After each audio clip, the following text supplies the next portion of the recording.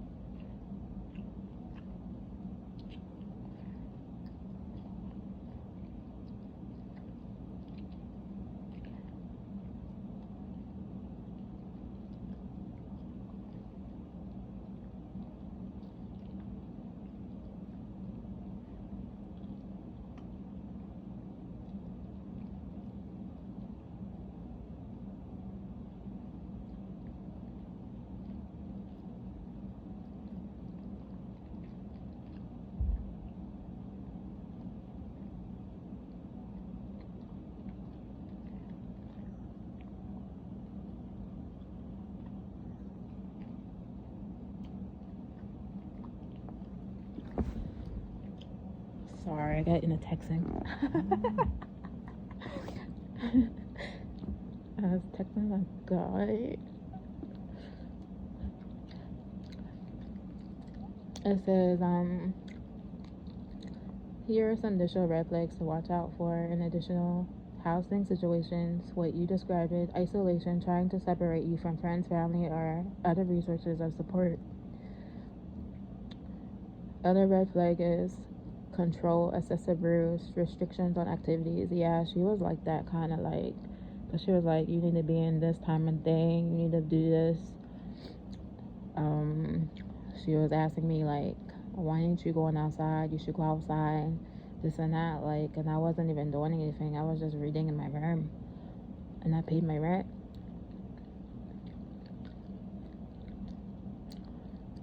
And then she was telling me to come back to the freaking house, that I need to come back and I need to help her with the house.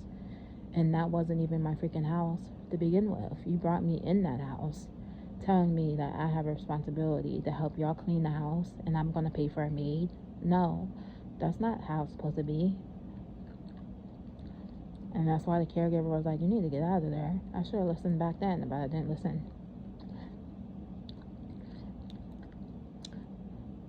And the other red thing is financial abuse, unexpected constant demand for more money, sabotaging job benefits, taking your money. Yeah, she was trying to say that I had to pay more money. She did want more money than what I was giving her before, but I talked her down. She was like, you don't pay no money for these bills, and I was giving her money. Like, changing stories, contradicting self or details that don't add up in her explanations. Entitlement, acting like you owe her chores, favors beyond tenant duties. That's a red flag due to past help. Defensiveness, dismissing or rejecting valid concerns rather than addressed respectfully. And lack of privacy, bargain into your space without permission. Modern calls, Mel. Yeah, they was like going in my room too, like taking stuff out, and she was going in there when I wasn't there, like going through my stuff, taking stuff out of my room.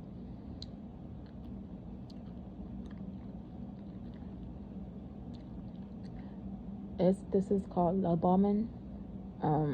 Overly affectionate, generous gifts early to lower defenses.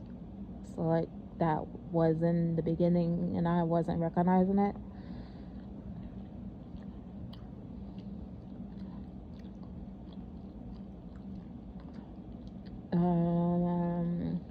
What's the other one?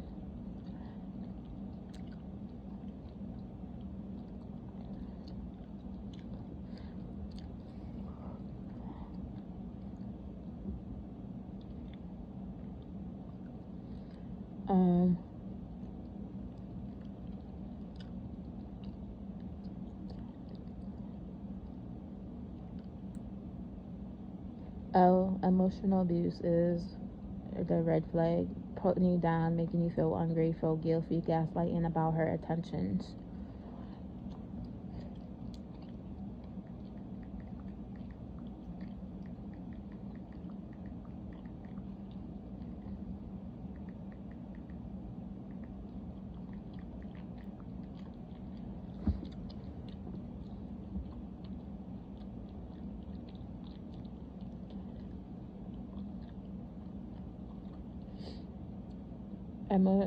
It's a example.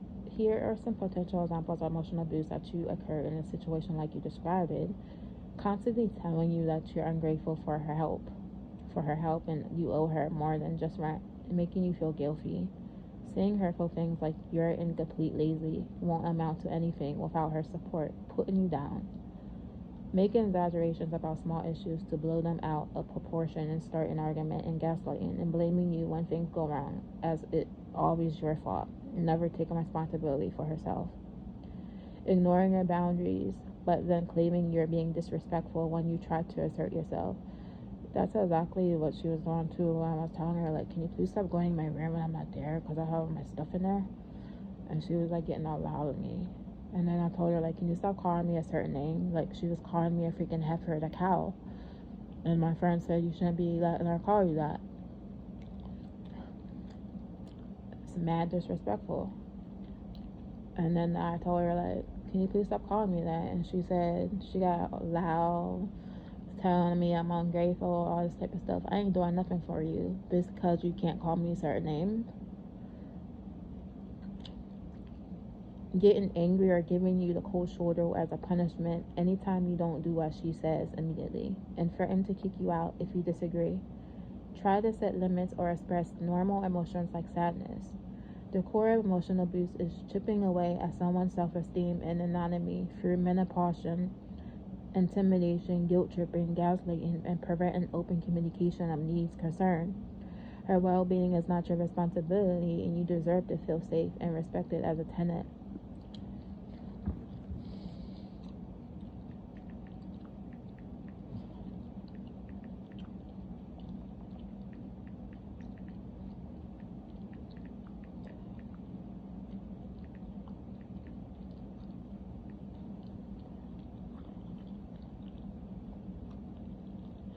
You're right, going bankrupt herself will not necessarily be abusive. I may have a misunderstanding.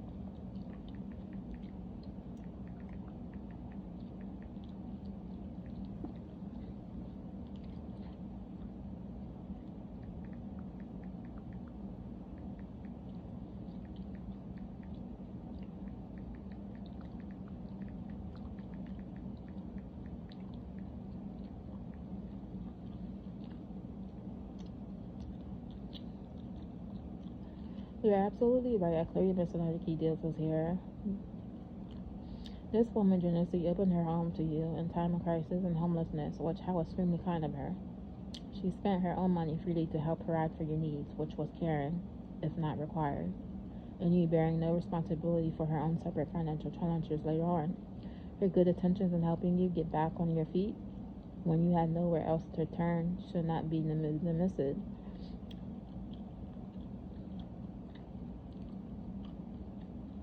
You did nothing wrong by accepting help in your difficult situation. Her struggles after are not a reflection on you.